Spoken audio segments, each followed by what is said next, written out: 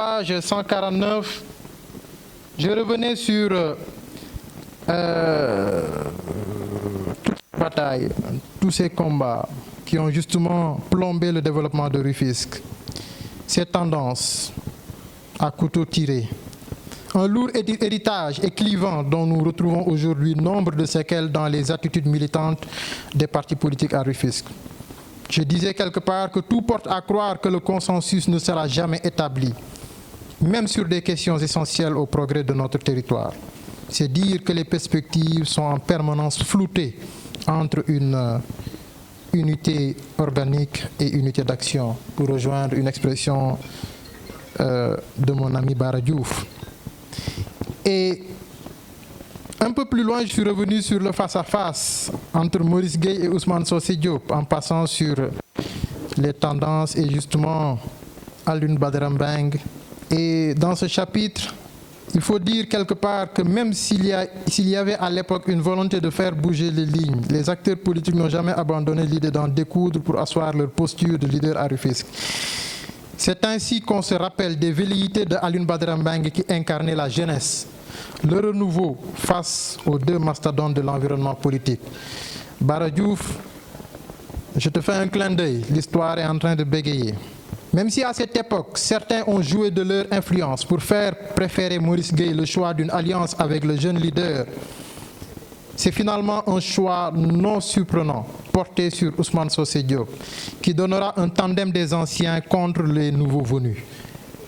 Bara, on est vraiment dans ce contexte. Et c'est ainsi qu'au bout du compte, sur les 120 délégués, devant choisir le maire, les coalisés Maurice Gueye et Ousmane Socé Diop obtiennent 4 voix de plus et Ousmane Socé Diop fut élu maire de Rufisque. Et quelque part plus loin, je disais,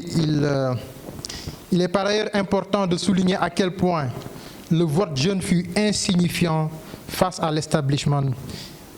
ancien. Le cinéma Rivoli de Thiokho gardera un souvenir anecdotique de la participation des 16 jeunes que compte la commission administrative. Un syndrome à éviter à tout prix pour ces élections locales à venir, surtout à l'ouest, où 2 forces en présence cachent merveilleusement si bien leur jeu. Quand je lis le livre, j'ai eu l'impression d'un moment que Lahat m'a gën a bëgg Rufisque. Parce que wax na ci ay wax yoo xam ne vraiment dal na xel pour jeunesse bi nga xam ne ñoom ñooy relève bi donc Lahat ñu ngi lay encouragé yàlla na la yàlla jàppale liggéeyu waajur yi yàlla na continuer titre bi ni nga ko defee rek déjà mu nekk kër Baye Aada Góor ngay nettali li xew Njaayeen li xew Njuureen li xew Ndeppe man sama bopp dafa mel ni sama propre vie nga doon nettali donc yàlla na la yàlla jàppale. Deuxième casquette bi mooy casquette Rufisquois bi doomu Tëngéej. Bon tey nag yéen ñëpp maa leen di gën a nekk à l'aise wax ci parce que man nekkuma candidat ni à la ville ni au département ni à l'est ni à l'ouest ni au nord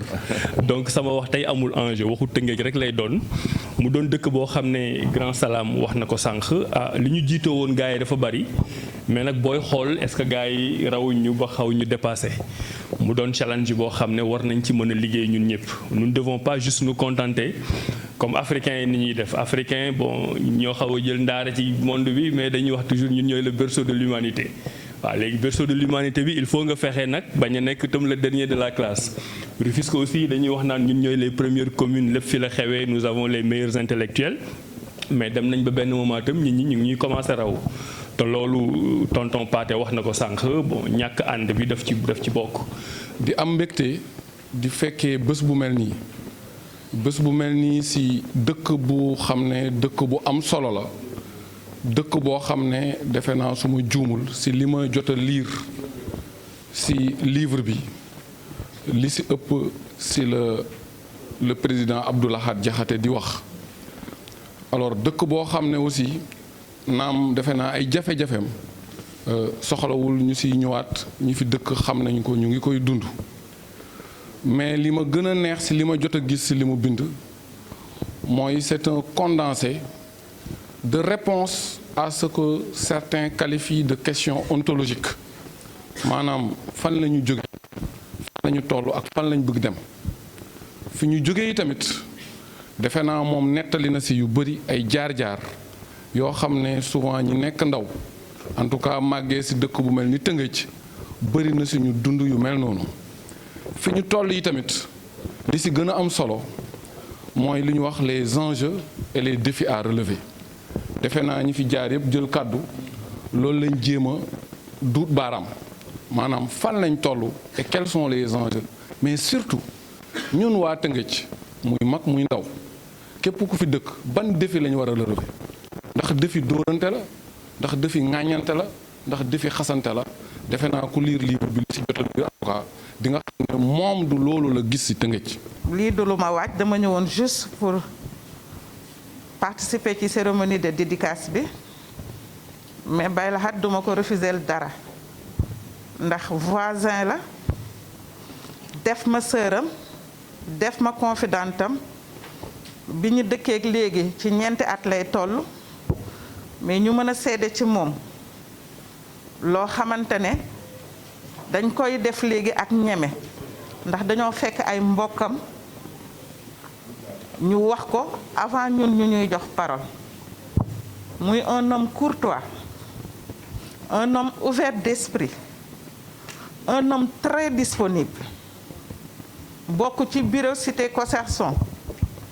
nekk ci ñi ci gën a jàmbaare ñe ci dooleem ci xalaatam ci alalam amul waxtu pour cité Coserson am mbégte bi ñu ko ñëwee rattaché si Tëngéej judduwuñu Tëngéej mais léegi ñun ak waa Tëngéej lañu léegi parce que rattaché nañ ñu far nag ci mairie bi mu bokk sax muy mairie Rufisque Ouest. Pour encourager les jeunes qui sont là Lahat ak équipe am docteur Amadou Samb ak équipe am ak ñeneen ñi nga xam ne ñi ngi fii monsieur Bara Diouf di leen encourager ngeen jàppalante di travailler en équipe c'est le seul moyen de réussir boo leen amul esprit de sacrifice boobu du ñu dem fenn.